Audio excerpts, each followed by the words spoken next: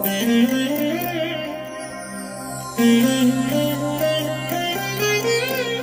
దినం పరము నుండి దిగివచ్చు మాట. ఇది నీ జీవితానికి వెలుగుల బాట. నీ ఒడిలో ఉంచబడిన దీవెనల మూట, అద్భుతాల ఆనంద ఊట.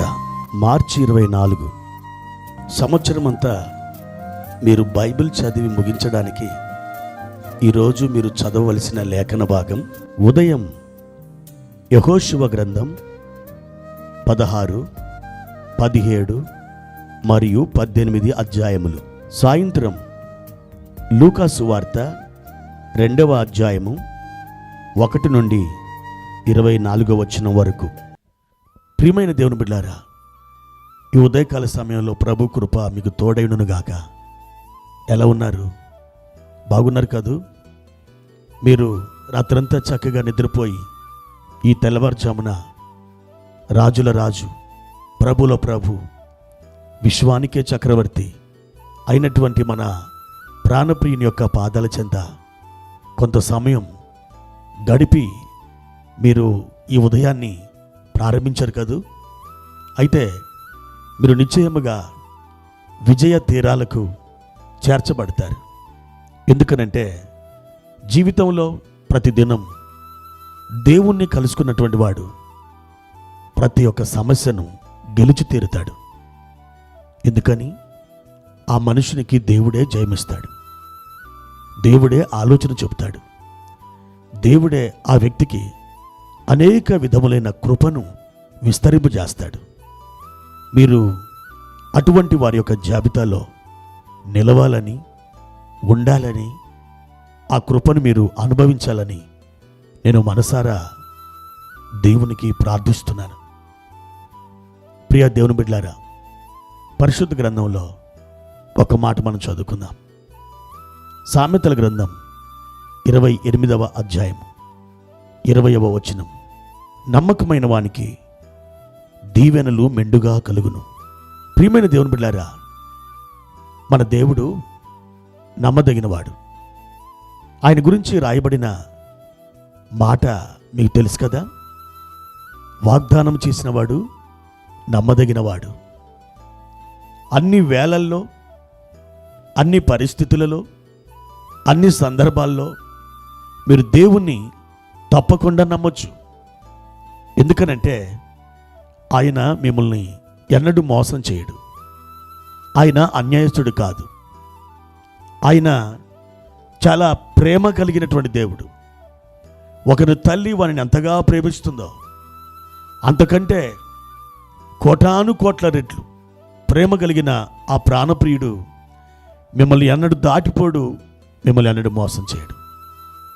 ఆయన యొక్క ఉత్తమమైన గుణలక్షణాలలో అత్యద్భుతమైనది, సర్వశ్రేష్టమైనది నమ్మకత్వం.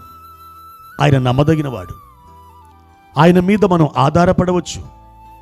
ఆయన మాట మనం నమ్మవచ్చు. ఆయన మాట తీసుకొని గాఢంధకారములు కూడా మనం స్తుతిగానాలు చేయించు సాగి వెళ్ళొచ్చు. నీ అడుగు తొట్టిల్లదు అని చెప్పాడంటే అంధకారములో, గాఢంధకారములో నీవు చక్కగా నడవగలుగుతావు. ఎందుకని? నమ్మదగిన దేవుడు నీతో చెప్పాడు కాబట్టి.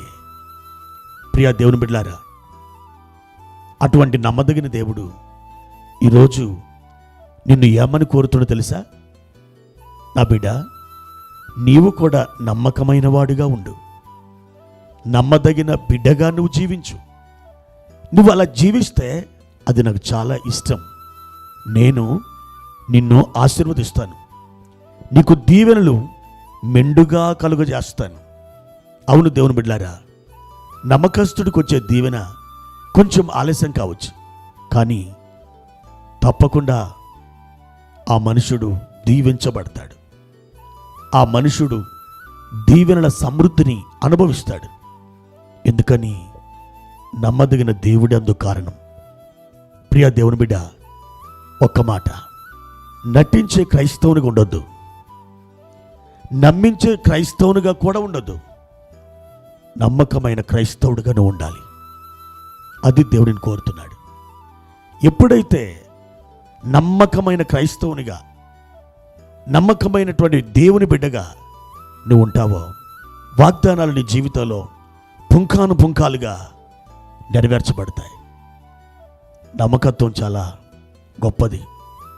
మోషే ఆయన ఇల్లంతటిలో నమ్మకమైనవాడు. అందుకే మోషేతో దేవుడు అద్భుతంగా మాట్లాడి తన వాగ్దానాలు మోషేతో పంచుకున్నాడు. మోషేని దేవుడు చాలా ఇష్టపడ్డాడు. అలాంటి నమ్మకమైన క్రైస్తవునిగా నువ్వు జీవించడానికి ఇష్టపడతావా? అయితే ప్రభు నిన్ను దీవించడానికి చెరువులోనే ఉన్నాడు. ప్రార్థన. ప్రియమైన తండ్రి, మీ ఘనమైన నామానికి వందనాలు. ఈ ఉదయకాల సమయంలో మా ప్రియ ప్రభువా, మా ప్రియులను ఒకసారి జ్ఞాపకం చేసుకునండి. మీరు దర్శించండి, మీరు దీవించండి. నమ్మకమైన బిడ్డలుగా మేము జీవించడానికి సహాయం చేయండి. నమ్మకమైన వానికి దీవెనలు మెండుగా కలుగును అని మీరు వాగ్దానం చేశారు. అవును నాయన, ఆ వాగ్దాన ఫలం మేము అనుభవించడానికి సహాయం చేయమని మేము ప్రార్థిస్తున్నాం. మా తండ్రి, మా ప్రియుల మీద మీ ఆశీర్వాదాల వర్షాన్ని కుమ్మరించి వారిని వర్ధుల చేయమని యేసు పేరిట ఈ ప్రార్థన అడుగుచున్నాను తండ్రి. ఆమెన్.